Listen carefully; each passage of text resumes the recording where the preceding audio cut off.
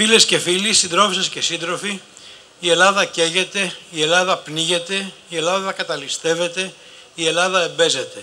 Η στήριξη του συνδυασμού Ανυπότακτη Αττική με επικεφαλή στην Μαριάννα Τσίχλη, τη μόνη εξάλλου γυναίκα υποψήφια στην περιφέρεια, αποτελεί μια πράξη αντίστασης. Μια αντίσταση η οποία όμως δεν περιορίζεται μόνο στην περιφέρεια, αλλά είναι και για τις δημοτικές εκλογές, τις βουλευτικές εκλογές, τις ευρωεκλογές, κυρίως όμως στο δρόμο, στο πεζοδρόμιο, στους μαζικούς χώρους, στους χώρους δουλειάς, στα πανεπιστήμια και, όπως έδειξε πολύ σωστά η Ιφηγένεια, ακόμα και στο σπίτι, όταν βλέπουμε την ενδοοικογενειακή βία και την κακοποίηση να έχουν ενταθεί. Η αλήθεια είναι ότι η Ελλάδα βρίσκεται στη δίνη των μνημονίων και της κρίσης 15 χρόνια. Πολύ λίγες κρίσεις, ίσως καμία από όσο μπορώ να θυμηθώ, δεν έχουν κρατήσει 15 χρόνια. Όσοι πλησιάζουν αυτή τη στιγμή τα 30 δεν έχουν γνωρίσει στην ενήλικη ζωή τους τίποτα άλλο παρά μια Ελλάδα, μια οικονομία και μια κοινωνία της κρίσης. Όσοι ήταν στην παραγωγική ηλικία όταν χτύπησε η κρίση, είδαν ότι αυτά που κόπιασαν να κάνουν ουσιαστικά κατέληξαν στα συντρίμμια. Ενώ οι απόμαχοι της εργασιακής ζωής φοβούνται ότι δεν θα μπορέσουν να τελειώσουν τη ζωή τους με κάποια αξιοπρέπεια. Αυτή λοιπόν η κρίση έπιασε ολόκληρη την κοινωνία.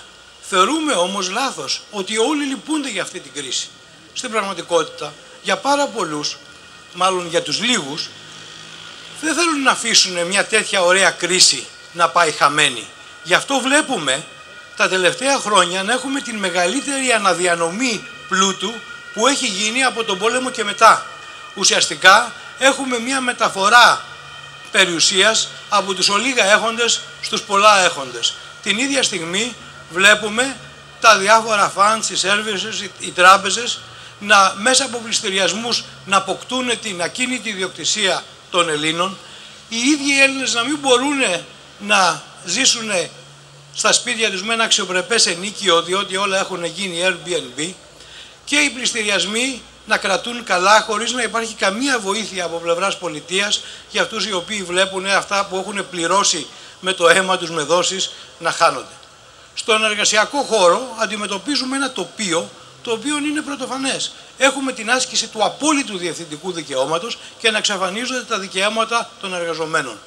Η δουλειά να γίνεται ολοένα και περισσότερο επισφαλής, ενώ η ανεργία να είναι πολύ μεγάλη, και παρόλο που λένε ότι η ανεργία μειώθηκε, στην πραγματικότητα η απασχόληση απέκτησε μορφές οι οποίες είναι επισφαλείς, είναι μερικοί, είναι κακοπληρωμένοι, είναι με εργασιακές συνθήκες οι οποίες είναι απαράδεκτες. Θα περίμενε λοιπόν κανένας σε μια περιφέρεια η οποία αφορά 4,5 εκατομμύρια Έλληνες, ένας στους 2 Έλληνες, ένας στην περιφέρεια Αττικής, να προσπαθήσει τουλάχιστον να κάνει κάποια βήματα, να κάνει τη δυσβάστακτη ζωή των κατοίκων της περιφέρειας κάπως πιο ανεκτή, κάποιος πιο υποφερτή. Αυτό όμως δεν γίνεται. Γιατί η περιφέρεια είναι στην πραγματικότητα το μακρύ χέρι, ένα παρακολούθημα, μια υπηρεσία αν θέλετε της κυβέρνησης. Βλέπουμε λοιπόν ότι αυτό το μακρύ χέρι που είναι μέσα από την κούκλα, γιατί σε κουκλοθέατρο παίζει ο Πατούλης προηγουμένως, τον οποίον το σουτάρανε δήθεν για ένα ζεμπέκικο, προφανώς δεν πρόκειται γι' αυτό, έτσι. Υπάρχουν άλλα πράγματα από πίσω. Τώρα θέλουν να τον αντικαταστήσουν με κάποιον τον οποίον τότε είχαν παρουσιάσει σαν έναν άνδρα ρέκτη, ο οποίος έσφιζε από αρενοπότητα, από αποτελεσματικότητα, που θα μας έλυνε όλα τα προβλήματα. Ξαφνικά βέβαια όταν είδαμε ότι ήταν όλο λάδι και τηγανίτα τίποτα, τον βάλανε σε ένα ψυγείο και τώρα μετά από την απόψυξη αυτή τον ξαναφέρουν και του ξαναδίνουν την παλιά του δόξα για να κάνει την Αττική αυτό που θα έπρεπε να είναι. Βέβαια δεν είναι τίποτα άλλο παρά ένας υφυπουργός, αναπληρωτής υπουργός της κυβέρνησης που το παίζει περιφερειάρχης. Η αλήθεια είναι ότι αν δεν ταιριάζανε, δεν θα συμπεριφερειάζανε, και ο λόγος για τον οποίο η περιφέρεια παίζει ουσιαστικά σαν να είναι το κλωτσοσκούφι και το αποπέδι της κυβέρνησης, είναι γιατί εμφορείται από την ίδια ιδεολογία. Την ιδεολογία ενός νεοφιλελευθερισμού που ούτε νέος είναι ούτε φιλελεύθερος είναι, αλλά στην πραγματικότητα εκφράζει τη λιτότητα, δηλαδή ένας άλλος ηθικός όρος, ο οποίος στην πραγματικότητα εκφράζει τον περιορισμό των δημοσίων δαπανών, των οποίων υφίστανται κυρίως εισοδηματικά χαμηλότερες τάξεις, η οποία λέει τι, ότι για να έχεις πρόσβαση στα αγαθά τα οποία θα έπρεπε να είναι δημόσια, θα πρέπει να μπορείς να πληρώσεις. Η οποία λέει ότι το ιδιωτικό είναι πάντοτε καλό. Το δημόσιο και το αλληλέγγυο είναι κακό. Αυτό πώς το εισπράττει ο κάτοικος της Αττικής? Το εισπράττει από το γεγονός ότι οι δημόσιοι χώροι ολοένα και εξαφανίζονται. Το πράσινο μέσα από το οποίο αναπνέει, που θα του έδινε μια ανάσα στη μίζερη αυτή ζωή, ολοένα και γίνεται βορρά ιδιωτικών συμφερόντων.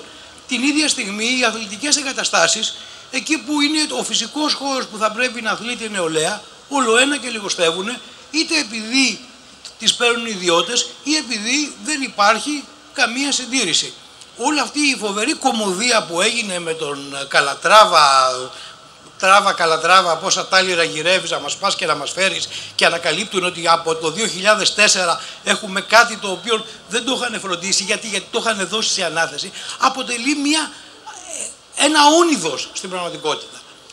Τι να πάει κανένας στην υγεία? Ένας φίλος μου έλεγε ότι έχει παιδί με μεσογειακή ανεμία και είναι 750 άτομα, 1000 άτομα, αν βάλουμε και τα ογκολογικά περιστατικά των παιδών, που αντί να τους δίνουν 500 και 600 ml που χρειάζονται αίμα, τους περνάνε κάθε τόσο και τους δίνουν 100 με 150 ml αίμα, και με κίνδυνο να πάθουν αιμολυτική κρίση. Αυτό δεν είναι σύστημα υγείας. Όταν ουσιαστικά ένα μεγάλο φαν της CVC έχει αποκτήσει όλα τα μεγάλα νοσοκομεία και κέντρα υγείας και την ίδια στιγμή μέσα από τον κορονοϊό ήταν το σύστημα υγείας το οποίο ουσιαστικά έφαγε το δύσκολο κομμάτι της κρίσης για να ρίξουμε την υγεία στους άλλους.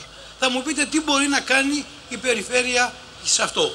Πάρα πολλά. Καταρχήν, να δούμε ότι υπάρχουν πολλές περιπτώσεις, πολλές δράσεις που μπορεί να κάνει η περιφέρεια που να επιμείνει ότι οι δημόσιοι χώροι θα δοθούν στα άτομα.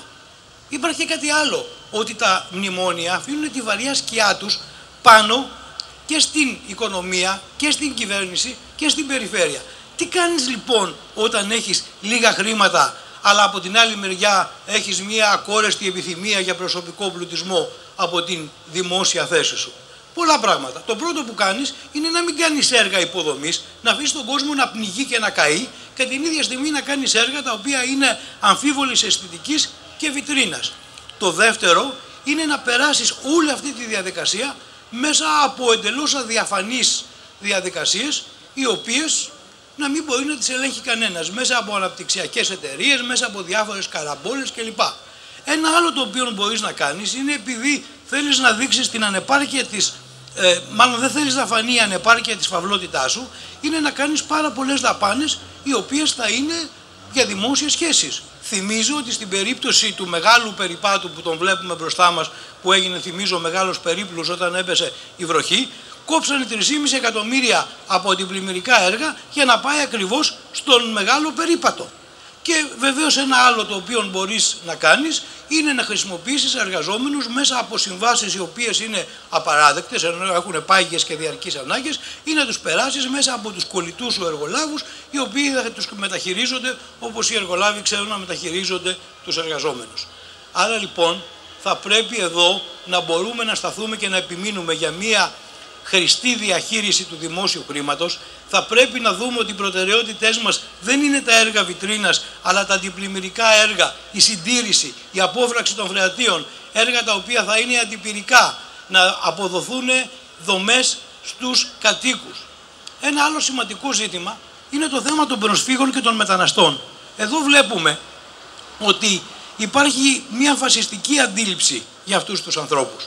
Και θα έλεγε κανένας ότι αυτοί που διέπονται από τη λογική του κέρδους θα έπρεπε τουλάχιστον να αναγνωρίζουν την παραγωγική συμβολή των μεταναστών. Στην πραγματικότητα όμως, όταν τους εξευτελίζουν, όταν τους τρομοκρατούν, όταν τους βρίζουν, δεν το κάνουν επειδή όλοι είναι φασίστες. Κάποιοι όντως πιστεύουν ότι οι μοσχαροκεφαλές αυτές είναι το δώρο του Θεού στην ανθρωπότητα. Από την άλλη μεριά όμως, όταν κρατάς τους μετανάστες στη γωνία, αυτό κάνει ακόμα πιο εύκολη την εκμετάλλευσή τους. Εμείς λοιπόν θα πρέπει να σταθούμε δίπλα στους μετανάστες, δίπλα στις ευάλωτες μειονότητες, δίπλα σε αυτούς που υφίστανται την αστυνομοκρατία, γιατί ενώ η κυβέρνηση βρίσκει την αστυνομία σαν λύση για όλα τα προβλήματα, θυμίζω εδώ στο Πανεπιστήμιο έχουν βάλει την περιβόητη ΟΠΗ, Ομάδες Προστασίας Πανεπιστημιακών Ιδρυμάτων. Αυτή η χένουσα ΟΠΗ μη φαντάζεστε ότι πρόκειται να λύσει κανένα πρόβλημα. Από την άλλη μεριά, το μόνο πρόβλημα που δεν λύνουν οι σερίφιδες της κυβέρνησης είναι την πραγματική εγκληματικότητα.